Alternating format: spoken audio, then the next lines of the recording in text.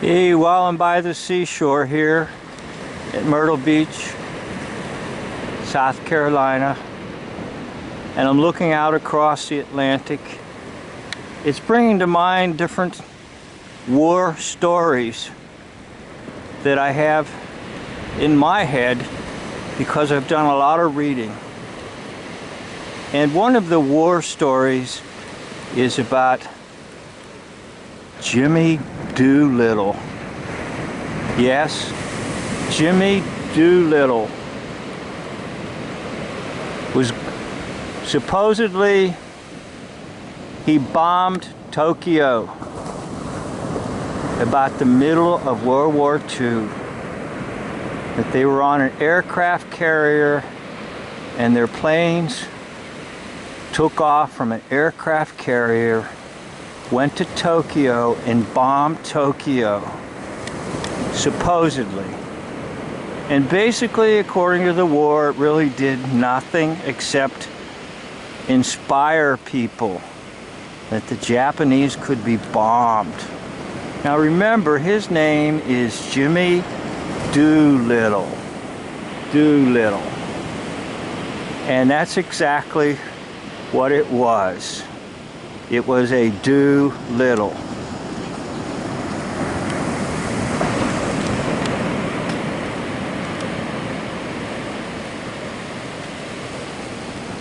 So the story gets a little more intense in that one of the crew members by the name of Jake DeShazer was imprisoned by the Japanese. And Jake DeShazer, after the Second World War, went back to Japan to be a missionary and to convert people to the gospel. And so Jake DeShazer had an influence in Japan after the Second World War.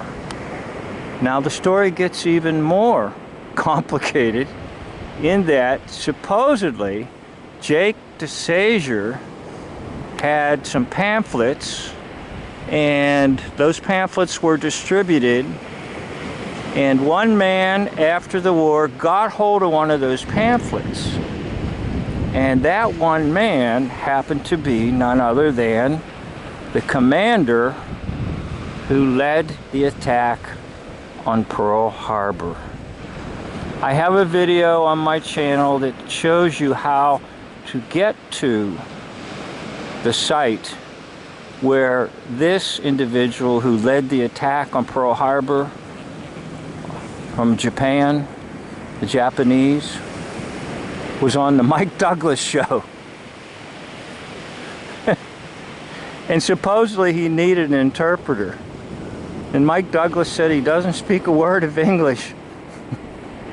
And then the man spoke throughout the entire interview, and the interpreter said little to nothing. It's really hilarious. But check my videos. You'll find it there somewhere. You can actually go on to that particular episode of the Mike Douglas show and watch it. But that shows you how one hoax story is hooked to another hoax story. And it started with Jimmy Doolittle, went to Jake DeShazer, and then went to the commander of the Japanese Air Force that led the attack on Pearl Harbor. Now, Pearl Harbor was just a hoax too, and one of the best ones to watch on that is Dave J. Go to Dave J. And Dave will take on the Pearl Harbor hoax, and it is correct what Dave says. It was just a hoax. Japanese never bombed Pearl Harbor. In fact, if you watch some of my other videos, you'll see that I believe bombing itself is a hoax. So one hoax to another, from the aircraft carrier Jimmy Doolittle. Jake DeSazier, part of the crew, had to bail out and got captured in Japan. And he decided after the war to go back and be a missionary. And some of his pamphlets that he wrote, some of his literature, ended up in the hands of the captain of the Japanese Air Force that supposedly bombed Pearl Harbor and converted him. And again, you can watch him on the Mike Douglas show, and it's a real riot because Mike Douglas screams over and over. He doesn't speak a word of English. And then the entire interview, the man talks in perfectly good English, and the interpreter says little to nothing.